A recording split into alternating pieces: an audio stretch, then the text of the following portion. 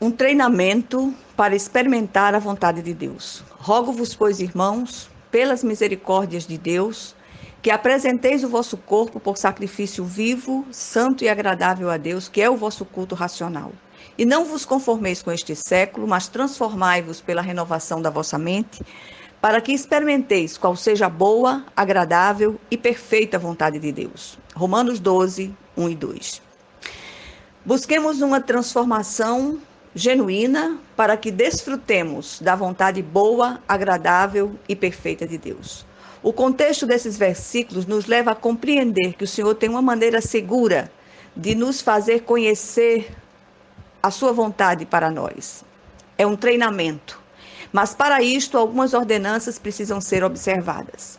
A salvação em Jesus é uma obra completa e Ele deseja que desfrutemos como um todo.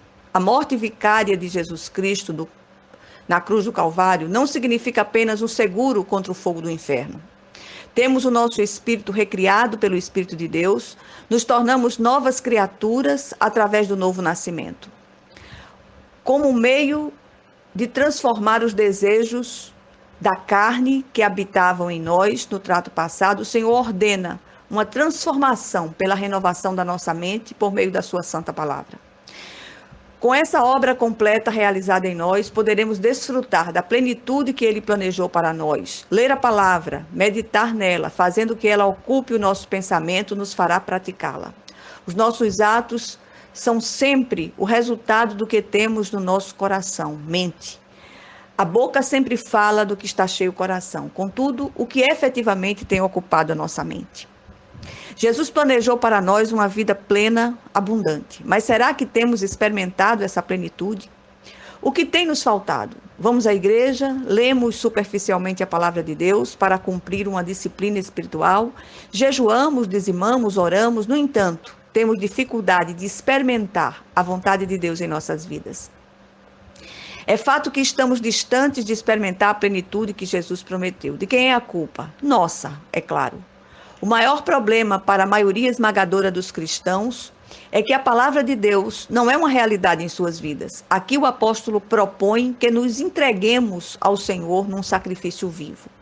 Será que estamos dispostos? O apóstolo Paulo apresenta aqui 3 ordenanças que nos ajudarão no processo de transformação. Apresenteis o vosso corpo por sacrifício vivo, não vos conformeis com o presente século e transformai-vos pela renovação da vossa mente. Ele diz aqui que há um culto que precisa ser oferecido de forma racional.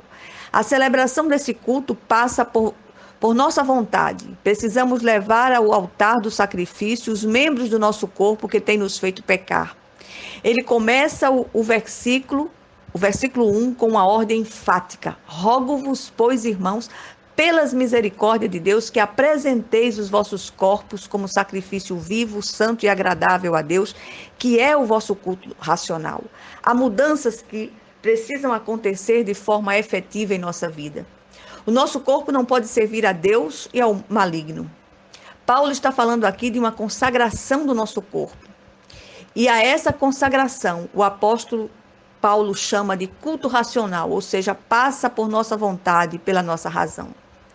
Na linguagem paulina, presente século significa sistema mundano contrário a Deus e regido por Satanás. Trata-se aqui em não ser conivente com as práticas mundanas. O grande desafio do cristão é andar na contramão do mundo. Jesus e Paulo não precisaram conformar-se com os costumes ao seu redor. Quando Jesus se aproximava dos pecadores, ele não se deixava influenciar por eles, mas os influenciava positivamente. Jesus é o nosso modelo, que possamos ser imitadores de Deus como filhos amados. Precisamos exercitar um não conformismo com as práticas e costumes ao nosso redor, porque não somos do mundo, embora ainda estejamos nele. Esse não conformismo referido por Paulo é caracterizado por um desapego às coisas do mundo. Renovar a mente é passar diariamente pela lavagem restauradora do Espírito Santo através da palavra de Deus.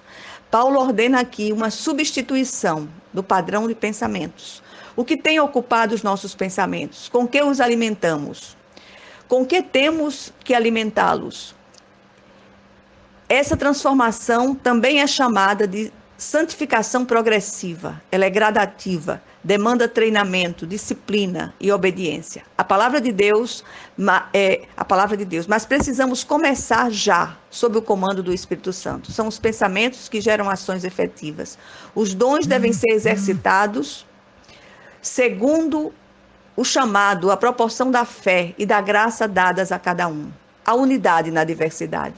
Qual o propósito para acatarmos essas 3 ordenanças? Para que experimentemos qual seja a boa, agradável e perfeita vontade de Deus. Deus quer se revelar a nós, Ele quer dar a conhecer a sua vontade.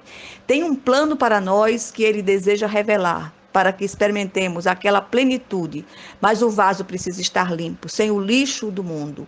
Se agirmos assim, seremos bem-sucedidos no que empreendermos e desfrutaremos da plenitude e abundância que Jesus prometeu. Assim, renove a sua mente através da palavra de Deus.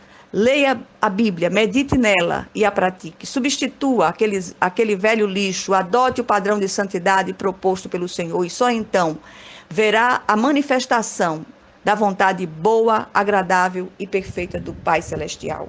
Que seja assim em nome de Jesus Cristo. Amém.